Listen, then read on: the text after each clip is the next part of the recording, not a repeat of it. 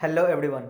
आज के इस वीडियो में हम लोग एक्सरसाइज 22.2 का क्वेश्चन नंबर 7 से स्टार्ट करेंगे। पिछले वीडियो तक हम लोगों ने क्वेश्चन नंबर 6 तक कंप्लीट किया था। चलिए हम लोग क्वेश्चन नंबर 7 स्टार्ट करते हैं। देखो क्वेश्चन नंबर 7 है। क्वेश्चन नंबर 7 इसमें लिखा है find the equation of the circle circumscribing the triangle form by the lines. अच्छा, हमें ट्रायंगल के तीनों साइड्स का इक्वेशन दिया है, तो उसके बाहर से जो सर्कल पास करेगा उसका इक्वेशन हमें बताना है। ठीक है, ये मान लो कि ये हमारा ट्रायंगल है। ठीक है, नाम देते हैं ABC, A, B and C। अभी इसमें तीनों साइड्स का इक्वेशन दे रखा है और इक्वेशन क्या, x plus Y equal to 6 है। ठीक है, तो x प्लस यहाँ पे लिख लेते हैं। ठीक है, कि इक्वेशन ऑफ ए बी मान लेते हैं कितना है कि x plus Y equal to 6 और इसको इक्वेशन फर्स्ट मान लेते हैं। ठीक है ना, और दूसरा इक्वेशन है ए बी हो गया। चलो आप बी सी ले लेते हैं ना। इक्वेशन ऑफ बी सी क्या दिया हुआ है, 2x plus Y equal to 4, 2x plus Y equal to 4 और ये है इक्वेशन 2। एक और इक्वेशन है इक्वेशन ऑफ ए सी, है ना, इक्वेशन ऑफ ए सी, और इसका इक्वेशन है x plus 2y, x plus 2y is equal to 5। ये तीनों इक्वेशन दे रखा है, ये तीनों ट्रायंगल के तीनों साइड्स का इक्वेशन है। हमसे ये पूछा गया है कि आप सर्कल का इक्वेशन बताइए जो सर्कमस्क्राइबिंग होगा इस ट्रायंगल के। इसका मतलब ये होगा कि सर्कल जो है कि इसके बाहर से ये पास कर रहा होगा इस तरह से। ठीक है, ये एक सर्कल रहा होगा, इसी सर्कल का इक्वेशन हमें निकालना है। ठीक है, तो इस सर्कल का इक्वेशन निकालने के लिए हमें पहले सरकम सेंटर निकालना पड़ेगा। सरकम सेंटर क्या होता है कि हम लोग क्या करेंगे, ट्रायंगल के किसी भी दो साइड्स पे परपेंडिकुलर बाइसेक्टर ड्रॉ करेंगे। जैसे मान लो कि हमारा BC है, तो BC पे एक परपेंडिकुलर बाइसेक्टर ड्रॉ कर लेते हैं जो इसको दो इक्वल पार्ट में डिवाइड भी करेगा और इस पे परपेंडिकुलर भी होगा। एक और हमें परपेंडिकुलर बाइसेक्टर लेना पड़ेगा। ठीक है, तो चलो हम लोग AB पे ले लेते हैं, तो इस पे एक परपेंडिकुलर बाइसेक्टर ले लेंगे। दोनों जहां पे मीट करेगा, है ना, इसको नाम देते हैं D और इसको नाम देते हैं E।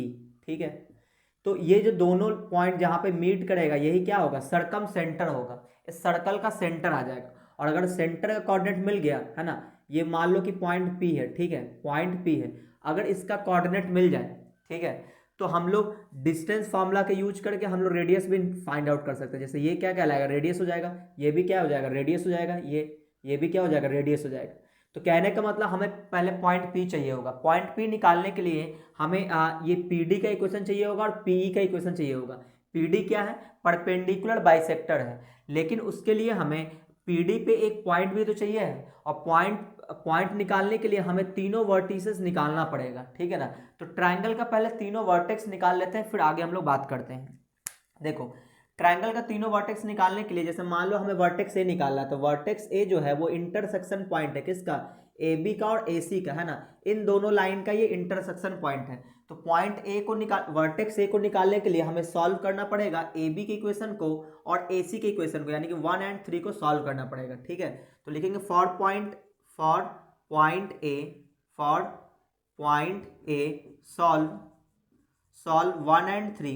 3 को सॉल्व करना पड़ेगा। ठीक है, तो इक्वेशन 1 इक्वेशन 3 इसको सॉल्व करते हैं। तो सॉल्व करने के लिए मैं क्या करता हूँ, दोनों को माइनस कर देता हूँ। माइनस करने से x और x गायब हो जाएगा। ठीक है ना, तो 1 माइनस 3 करने पर क्या मिलेगा कि y माइनस 2y, तो minus y is equal to 6 minus 5 यानी कि 1। तो यहाँ से आप देखोगे कि y की वैल्यू -1 आ गया, है ना, y कोऑर्डिनेट तो आ गया। अब x कोऑर्डिनेट कैसे निकलेगा, तो इस y की वैल्यू को इक्वेशन 1 में रख देते हैं। ठीक है ना, पुट इन फर्स्ट। तो अगर हम लोग फर्स्ट में रख दे y की वैल्यू -1, तो x की वैल्यू कितना आ जाएगा, 7 आ जाएगा। तो x की वैल्यू आ जाएगा 7। तो हमारे सामने a वर्टेक्स तो आ गया, कितना, a का कोऑर्डिनेट आ गया है 7 कॉमा -1, 7 कॉमा -1। ठीक है, चलिए अब आगे बढ़ते हैं। अब हम लोग निकालेंगे b का कोऑर्डिनेट। तो b का कोऑर्डिनेट निकालने के लिए b जो है इंटरसेक्शन पॉइंट है किसका, BC का और AB का।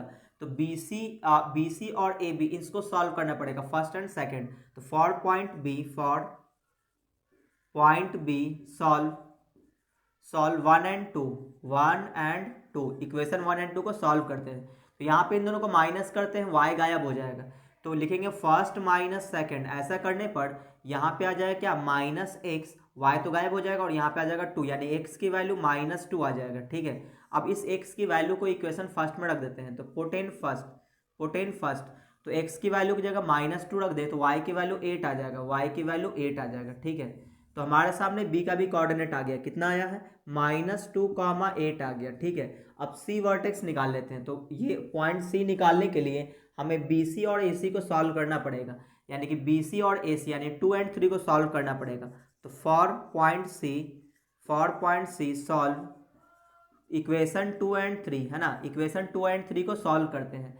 तो यहाँ पे सॉल्व करने के लिए हमें कुछ मल्टीप्लाई करना पड़ेगा, है ना। जैसे मान लो इक्वेशन 2 में 2 से मल्टीप्लाई करके और इक्वेशन 3 में माइनस कर लेते हैं। ठीक है ना, तो ऐसा लिखेंगे, इक्वेशन 2 में हमें मल्टीप्लाई करना पड़ेगा 2 से और फिर माइनस करना पड़ेगा इक्वेशन 3 में। ठीक है, तो जैसे इक्वेशन 2 में 2 से मल्टीप्लाई करेंगे तो कितना हो जाएगा 4x और प्लस में 2y इज इक्वल टू 8 आ जाएगा, और यहाँ पे इस माइनस कर लेंगे x प्लस 2y और इज इक्वल टू 5, इसको माइनस करेंगे तो साइन चेंज होगा। ठीक है, तो यहाँ पे ये कैंसिल आउट हो जाएगा, तो ये बचेगा 3x इज इक्वल टू 8 में से 5 गया 3, यानी x की वैल्यू 1 आ जाएगा। जैसे ही x की वैल्यू 1 आए इसको हम पुट कर लेंगे, या तो सेकंड में या तो थर्ड में, तो किसी एक में रख लेते हैं x की वैल्यू। चलो x की वैल्यू हम लोग रख देते हैं इक्वेशन 2 में, तो पुट इन सेकंड में हम लोग x की जगह 1 रख देते हैं, तो x की जगह 1 रखने पर ये 2 हो जाएगा, 2 इधर आएगा तो y की वैल्यू भी 2 आ जाएगा, तो y की वैल्यू आ जाएगा 2। ठीक है, तो हमारे सामने वर्टेक्स सी भी आ गया, कितना आया 1,2। अब हम लोग को क्या निकालना पड़ेगा, पी डी का इक्वेशन और पी का इक्वेशन। क्यों निकालेंगे, क्योंकि पी डी का इक्वेशन मिल जाएगा, पी का इक्वेशन मिल जाएगा, तो हम लोग इन दोनों को सॉल्व कर देंगे, इसका इंटरसेक्शन पॉइंट सेंटर मिल जाएगा। और हमें सर्कल का इक्वेशन निकालने के लिए दो ही चीज़ें चाहिए होता है, सेंटर का कोऑर्डिनेट और रेडियस की लंबाई। तो अगर हमें ये सेंटर निकाल लें तो डिस्टेंस फार्मूला का यूज करके रेडियस भी निकाल सकते हैं। ठीक है ना, तो चलिए पीडी का इक्वेशन निकालने के लिए, तो पीडी तो एक लाइन है, तो लाइन का इक्वेशन निकालने के लिए दो चीजें चाहिए होता है, पॉइंट और स्लोप। तो देखो पॉइंट डी हम लोग निकाल सकते हैं। ठीक है ना, तो यहाँ पे लिखेंगे कि D is the mid point of, D is mid point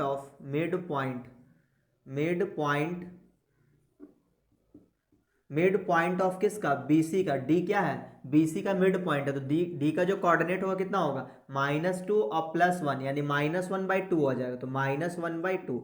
अच्छा y कोऑर्डिनेट, तो 8 और 2 10, 10/2 यानी कि 5 आ जाएगा, तो पॉइंट D आ गया। सिमिलरली पॉइंट E भी निकाल लेते हैं, E इज मिड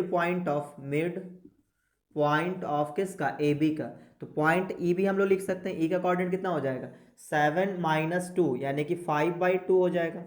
ठीक है, फिर अगला है -1 और +8, तो 7/2 आ जाएगा, तो पॉइंट ई भी निकल गया। अब हम लोग इक्वेशन निकालेंगे, लेकिन इक्वेशन निकालने के लिए हमें स्लोप भी चाहिए होगा, तो जो BC का स्लोप होगा उसका रेसिप्रोकल करके माइनस कर देंगे। क्यों ऐसा, क्योंकि BC का जो इक्वेशन है, सॉरी BC पे क्या है, PD परपेंडिकुलर है। ठीक है ना, तो BC का जो इक्वेशन है उससे भी हम स्लोप लिख सकते हैं, या फिर आप स्लोप ऐसा भी निकाल सकते हो, 2 पॉइंट दिया स्लोप निकाल लेंगे, है ना। तो ऐसा लिखते हैं स्लोप ऑफ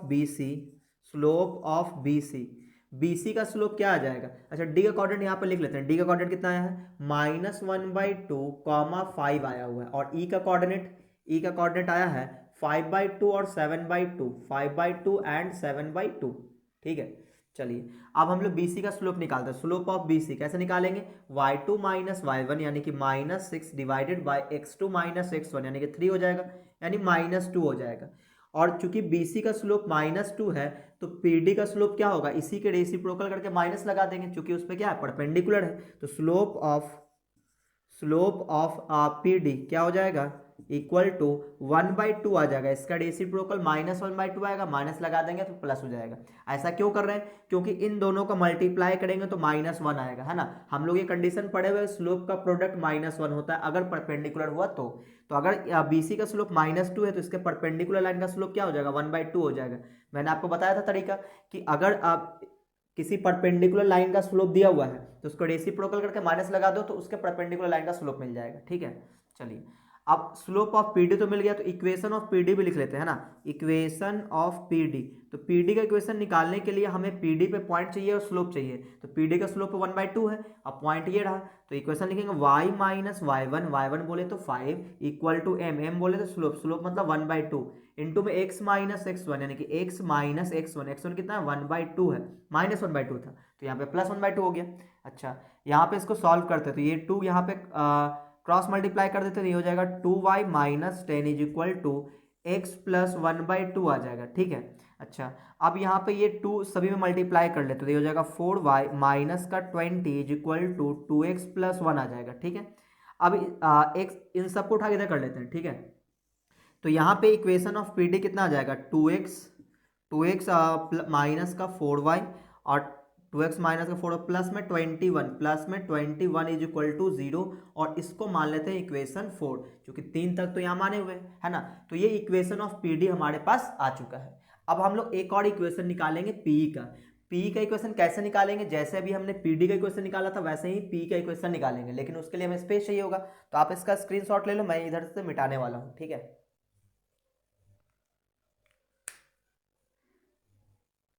तो अब देखो हम लोग इक्वेशन निकालेंगे किसका, इक्वेशन निकालेंगे पी का।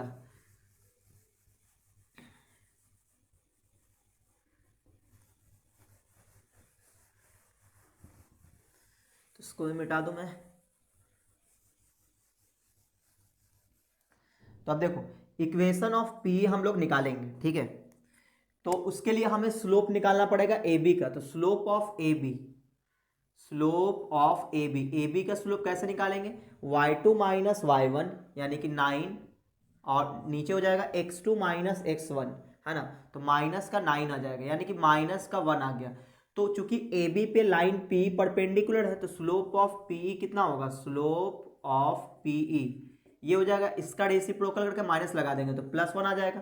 तो स्लोप ऑफ पी भी निकल गया और पी पे एक पॉइंट पता है, स्लोप पता है, इक्वेशन निकाल लेंगे। तो इक्वेशन ऑफ पीई कैसे निकालेंगे, तो y माइनस y1 कितना 7/2 इक्वल टू m कितना 1, x माइनस x1 कितना 5/2। तो यहाँ से एलसीएम ले लेंगे, कितना आएगा 2 एलसीएम आ जाएगा, यहाँ पे 2 आ जाएगा, यहाँ पे 2y और माइनस का 7 इधर आ जाएगा एलसीएम 2 और x 2x माइनस 5 आ जाएगा, ये 2 से 2 गायब हो जाएगा।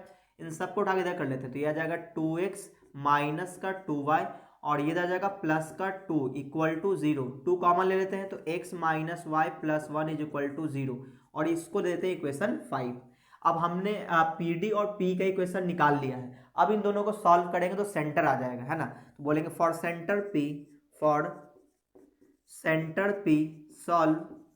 4 and 5 को सॉल्व करेंगे। तो यहाँ पे सॉल्व करने के लिए मैं क्रॉस मल्टीप्लिकेशन मेथड यूज करने वाला हूँ। देखो ये इक्वेशन है 2x minus 4y plus 21 is equal to 0। अगला इक्वेशन है x minus y plus 1 is equal to 0।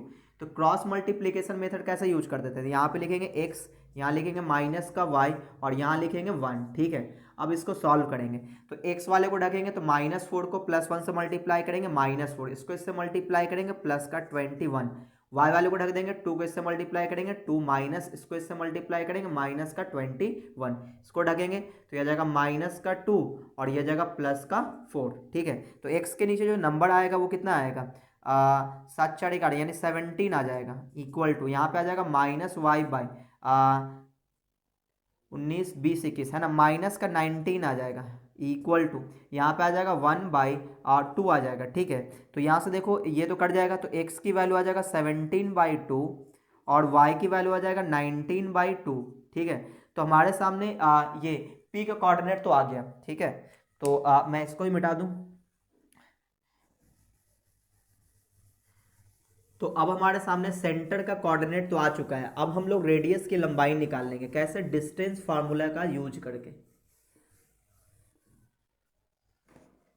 तो अब देखो पॉइंट पी का कोऑर्डिनेट तो आ चुका है, कितना आया है, पॉइंट पी का कोऑर्डिनेट 17/2, तो यह जाएगा 17/2 और 19/2, ठीक है।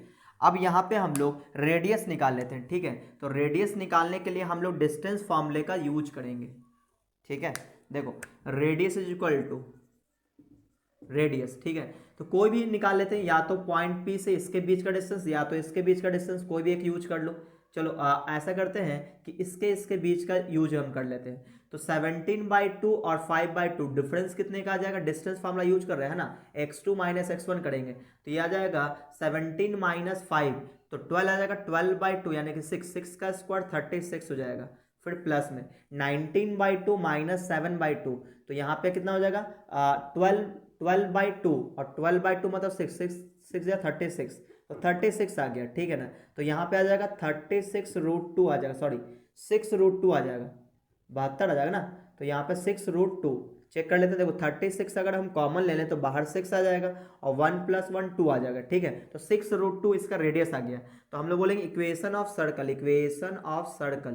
तो सर्कल का इक्वेशन क्या होगा, तो हम लोग लिखेंगे क्या, x माइनस सर्कल का x कोऑर्डिनेट 17/2, तो 17/2 का स्क्वायर, फिर प्लस y माइनस इसका y कोऑर्डिनेट यानी 19/2 का स्क्वायर, उसके बाद रेडियस का स्क्वायर, तो रेडियस का स्क्वायर करेंगे कितना आ जाएगा, 36 दूनी 72 आ जाएगा, ठीक है।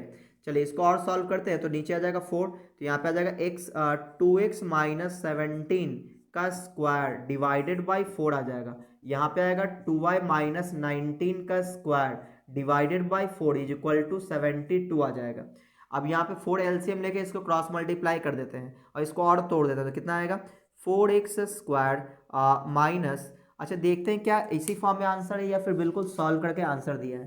क्वेश्चन नंबर हम लोग 7 सॉल्व कर रहे हैं, ठीक है ना, तो बिल्कुल सॉल्व करके आंसर दिया है। तो चेक कर लेते हैं। तो 4x² और यहाँ पे प्लस में b² करेंगे तो 17 का स्क्वायर कितना होता है, 17 का स्क्वायर, तो यहाँ पर 7 7 जा 49 यानी कि 4 17 7 119 होता है ना, और यहाँ 17 हो जाएगा, तो 9 7 1 8 289 आ जाएगा, 289 और माइनस का 2ab यानी 34 और 34 दूनी 34 2 जा यानी 8 और 3 दूनी 68 आ जाएगा था, माइनस का 68 आ जाएगा, ठीक है ना। तो ये तो हमने सॉल्व कर लिया। अब एक और रह गया, इसको भी सॉल्व कर लेते हैं, ठीक है। तो यहाँ देखो, यहाँ पे आ जाएगा कितना a माइनस बी का होल स्क्वायर, तो a² यानी 4y², फिर प्लस b², तो 19 का स्क्वायर कितना होता है, 19 का स्क्वायर 9 9 जा 81 बचा 8 नॉट 17 और 19 कर लेंगे तो 1 9 7 16 के 6 बाकी 1 1 2 1 3 361 आ जाएगा, 361 और फिर माइनस का 2ab 19 दूनी 38 38 इंटू 2, तो 8 दूनी 16 6 बाकी 1 3 6 1 7 76 आ जाएगा, 76, ठीक है, इज इक्वल टू 72 इंटू 4 करना पड़ेगा, तो 4 दूनी 8 7 चौका 28 यानी कि 288 आ जाएगा, ठीक है। तो ये कंप्लीट सॉल्व कर लिया हमने। अब यहाँ पे हम लोग अरेंज कर लेते हैं इसको, ठीक है। तो देखो 4x² को पहले लिख रहे हैं, फिर उसके बाद 4y² को, उसके बाद नंबर को सॉल्व कर लेते हैं, ठीक है ना।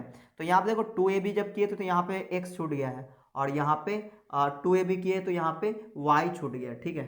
सो कंप्लीट कर लिए। अब यहाँ पे आ जाएगा -68x और माइनस का 76y। अब देखो नंबर क्या है 289 और 361, तो 289 है ना। 289 को अगर हम लोग इस साइड भेज दें तो कितना बच जाएगा, -1 इधर आ जाएगा और -1 और ये इधर आ जाएगा। अच्छा इस -1 को इधर कर लेंगे तो यहाँ पे आ जाएगा प्लस में 362 आ जाएगा, ठीक है ना, इक्वल टू आ जाएगा 0, सही है।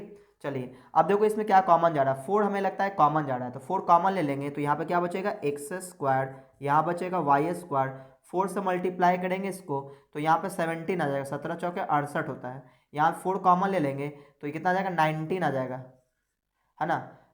9 चौक 36 से बाकी 3 4 4 3 7 सही है, 19y हो जाएगा। और यहाँ पे 4 कॉमन लेंगे तो 9 चौक 36 4 कॉमन लेंगे ना, 4 तो 362 को डिवाइड करेंगे से 4 से, तो 9 चौक 36 यहाँ बचेगा 2 0 यानी कि 4 5 95 आ जाएगा, तो प्लस में 95 इक्वल टू 0। तो ये इसका हो गया आंसर, है ना। तो आप इसका स्क्रीनशॉट ले लो, हम लोग अगले क्वेश्चन पे बात करेंगे। तो अब देखो क्वेश्चन नंबर 8 का फर्स्ट, क्वेश्चन नंबर 8 का फर्स्ट, इसमें लिखा है find the equation of the circle which is concentric with the circle ये and double of its area. Concentric का मतलब होता है कि सेंटर एक ही होना, है ना। दो सर्कल होगा, उन दोनों का सेंटर सेम होगा, तो कॉन्सेंट्रिक सर्कल बोलेंगे, ठीक है। तो बोला है find the equation of circle which is concentric with the circle ये। अच्छा गिवन सर्कल जो दिया हुआ है, गिवन सर्कल, ठीक है ना, उसका इक्वेशन है x² plus y² x² plus y² -4x plus 6y -4x plus 6y -3 is equal to 0। Question ने ये बोला कि आपको ऐसे सर्कल का इक्वेशन निकालना है जिसका जो सेंटर होगा इसी सर्कल के सेंटर पे होगा। वो जो बोला ना कॉन्सेंट्रिक, तो इसका मतलब यही हुआ कि जो इसका सेंटर का कोऑर्डिनेट होगा वही सेंटर का कोऑर्डिनेट उस सर्कल का होगा जिस सर्कल का इक्वेशन हमें निकालना है, ठीक है ना। और हम लोगों को ये पता है कि सर्कल का इक्वेशन निकालने के लिए सेंटर का कोऑर्डिनेट चाहिए और रेडियस की लंबाई चाहिए। तो यहाँ पे सेंटर का कोऑर्डिनेट तो निकल जाएगा। रेडियस के लिए उसने क्या बोला है, डबल इट्स एरिया। जो सर्कल का इक्वेशन हमें निकालना है उस सर्कल का जो एरिया होगा इसके एरिया का डबल होगा। तो इसका मतलब ये हुआ कि मान लेते हैं ये वाला सर्कल, ये छोटा सर्कल ये है और इसी के कॉन्सेंट्रिक है। तो इसका मतलब ये हुआ कि दूसरा जो सर्कल होने वाला है उसका भी सेंटर सेम होगा, तो वो बाहर से सर्कल होगा, मान लो इस तरह से, है ना। इसी सर्कल का इक्वेशन हमें फाइंड आउट करना है, ठीक है ना। और इसका सेंटर कितना हो जाएगा, तो इसका सेंटर हो जाएगा, यहाँ से निकाल लेंगे। तो मैंने आपको बताया था कि अगर जनरल इक्वेशन ऑफ सर्कल दिया रहे तो सेंटर का कोऑर्डिनेट निकालना बहुत आसान होता है।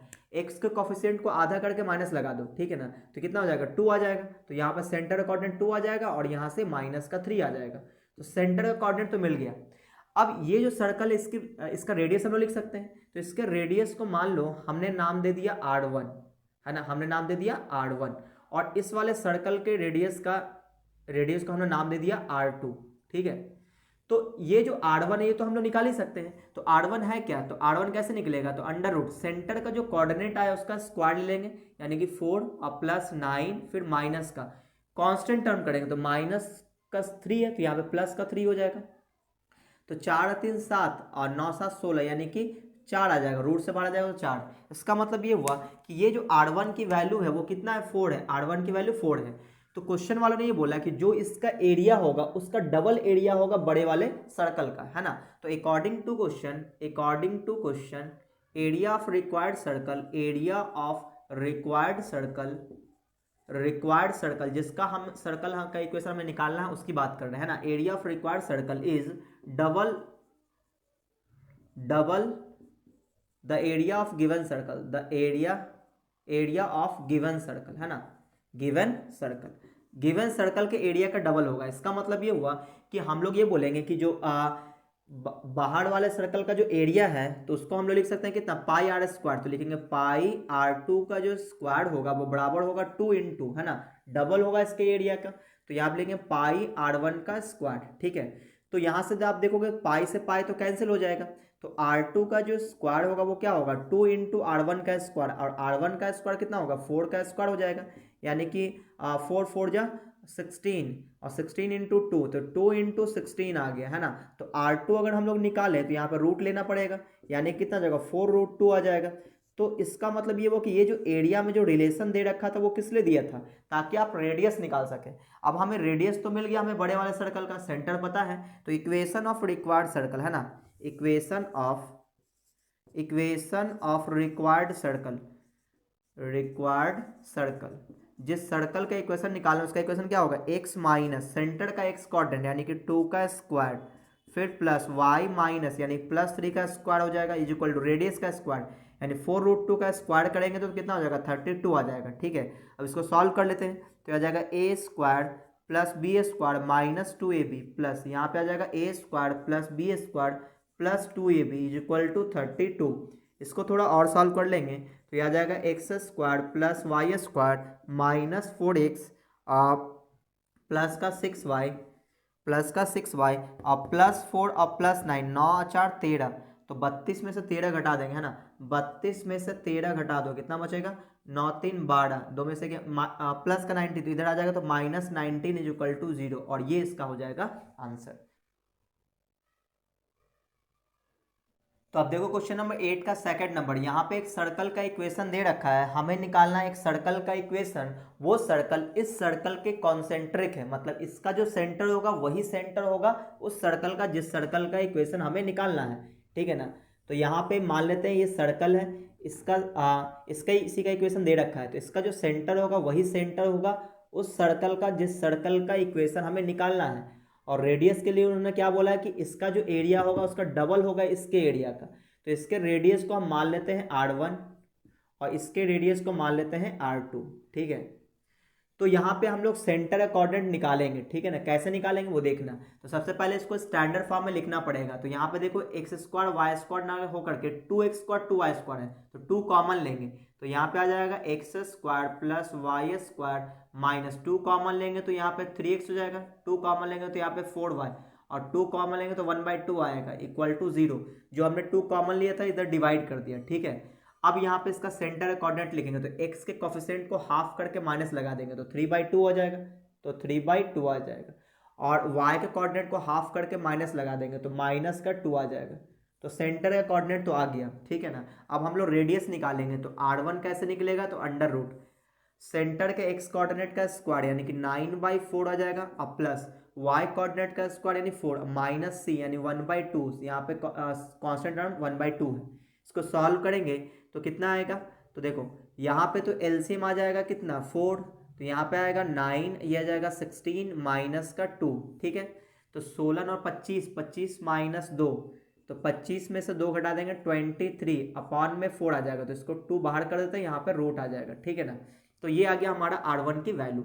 अब अकॉर्डिंग टू क्वेश्चन वालों ने ये बोला कि बड़े वाले सर्कल का जो एरिया होगा छोटे वाले सर्कल के एरिया के डबल होगा।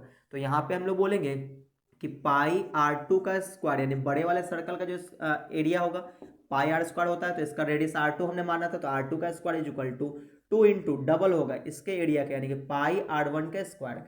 तो यहाँ से पाई कैंसिल हो जाएगा, R2 का जो स्क्वायर वो बचा है कितना 2 इंटू R1 का स्क्वायर, तो R1 कितना अंडर रूट 23 यानी 23/4 आ जाएगा, ठीक है ना।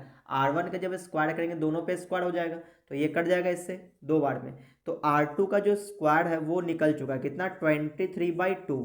तो हमें R2 की वैल्यू तो पता चल गया। अब हम लोग इक्वेशन लिख लेते हैं, इक्वेशन ऑफ सर्कल। तो सर्कल का इक्वेशन हम लोग कैसे लिखेंगे, तो x माइनस सर्कल का x कोऑर्डिनेट यानी कि 3/2 और इसका स्क्वायर लिखेंगे, फिर प्लस y माइनस y1 -2 है तो +2 हो जाएगा इसका स्क्वायर, फिर रेडियस का स्क्वायर, तो ये रेडियस का स्क्वायर डायरेक्ट लिखा हुआ है तो ये 23/2 हो जाएगा, ठीक है।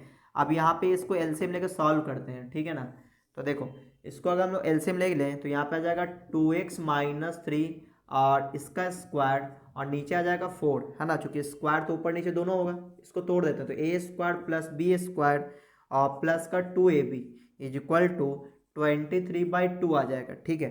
अच्छा अब देखो यहाँ पे 4 एलसीएम ले लेते हैं तो यहाँ पे आ जाएगा कितना, इसको तोड़ देते हैं तो ये आ जाएगा 4x² + 9 माइनस का 12x हो जाएगा, ठीक है ना। और प्लस में 4 मल्टीप्लाई कर रहे हैं सभी में, तो 4y² प्लस का 16 और plus 16y is equal to 4 यहाँ भी मल्टीप्लाई करेंगे तो 23 दूनी 46 46 आ जाएगा, ठीक है। अब यहाँ पे इसको अरेंज कर देते हैं, 4x² प्लस 4y² माइनस का 12x और प्लस का 16y। अब यहाँ पे नंबर देखो 9 और 16 25, तो 46 में से 25 घटा दो तो कितना बचेगा, 6 में से 5 गया 1, 4 में से 2 गया 2, यानी कि माइनस का 21 इज इक्वल टू 0 आ जाएगा, ठीक है ना। तो एक बार हम लोग चेक कर लेते हैं इसका आंसर। तो क्वेश्चन नंबर 8 का ये सेकंड नंबर है, तो 8 का second number 4x² 4y² -12x plus 16y -21 is equal to 0, ये बिल्कुल सही आंसर है। तो उम्मीद है आपको ये समझ में आया होगा।